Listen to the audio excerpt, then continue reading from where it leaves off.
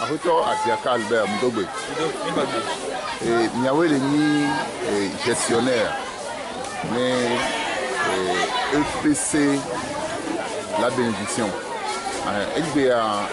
ni onana doit de yodu pikiniki ni doit sans coup de yodu à ce coup-là. Et puis à me koyodo moi yebe koti le CPD fudo à même wene. Quelqu'un pour présenter. Le gestionnaire, mais ce coup-là, on doit tout le monde se faire dans le corps. Il est attaqué. Il y a attaqué dans Mao. Et dans le cas de Tomiadia, la ligne où Mao est Tomiadi, la ligne à son café, et la dernière, l'équipe d'organisation. Et Egdemea m'avait dit gagner les gens. Parce que Mitoni a dit, il y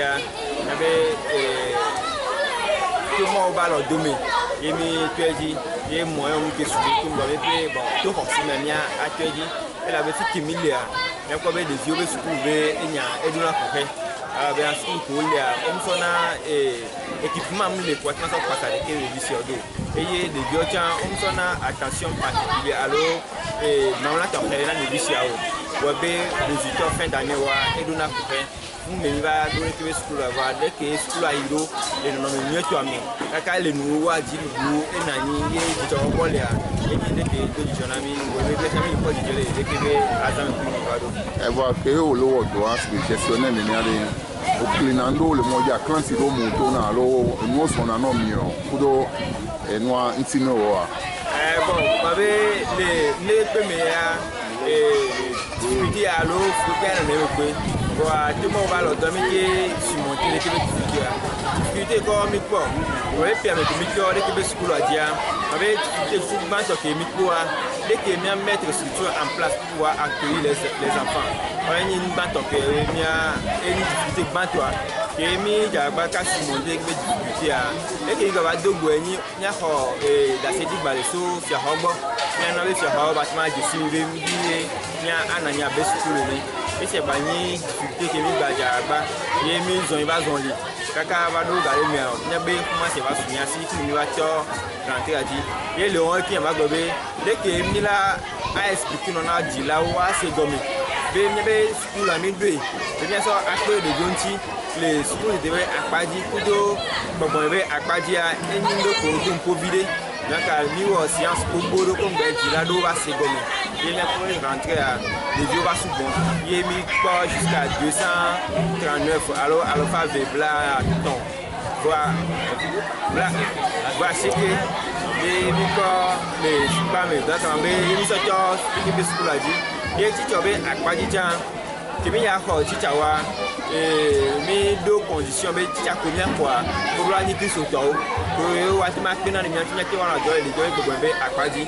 Wabe est donc possible de la kiro qui se tokoni qui se va vendre parce que à mova odo diplôme odo expérience va combien qui se toque quoi même que sur le Québec doit nao donc ami le gouvernement mais va kiro qui se toque quoi ma sorti et mi va to le Québec doit dire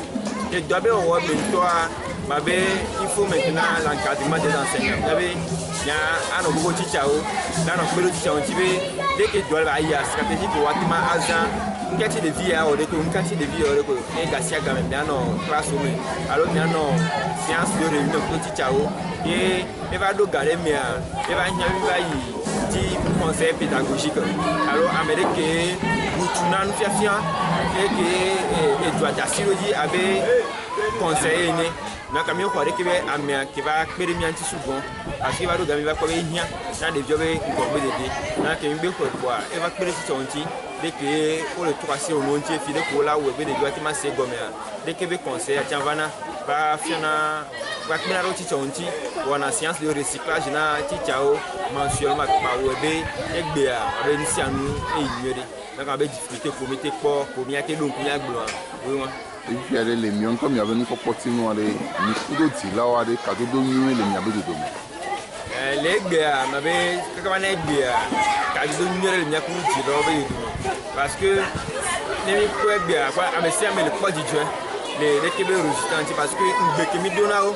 les miens acteurs de Jonti une comme c'est avant de vivre surtout de devait à Paginawa avec qui on a une tête émité atteindre l'objectif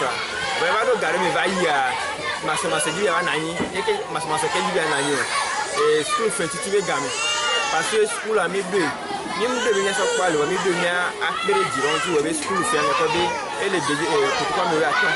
pep ni school fɛn wa par contre la kɔ bɛ school fɛn wa o le 25-35 sɔn o le privé do wa mi y'a tɛmi wɛ bɛ bati nɔ a sɔgbɔ ame ko n te bi n te le school wa te va te nya akpere wɔn ti donc a ti va wɛ bon wa ti wa tu school fɛn wa e b'a ɲɛna garo mi ba a nya wa de jo ya ko ma fun kebe be e o va na be o ko ya yo a de ke la yo a de ka ko abo abe a to vu ne wa e gbe am se me le po jijo parce que mi wɛ be ganete ne so tu fina teacher parce que moi de pe mu le e so tu fina teacher o moi invite ke le so pe wa to a e pe ran activité so tu na fina teacher o donc abe gbe ne ya ne ku jiro mi le nwere e o le po jijo e de ke be asanti ibi are enu ye ro le dagba na yin le de no ton school dia si ke mi le fia enu subo ba me be ya no 2000 bo le gbe dura mi na mi parce que anyo alo nko sumo e subo di nyati ma asa wa e ke mu titugba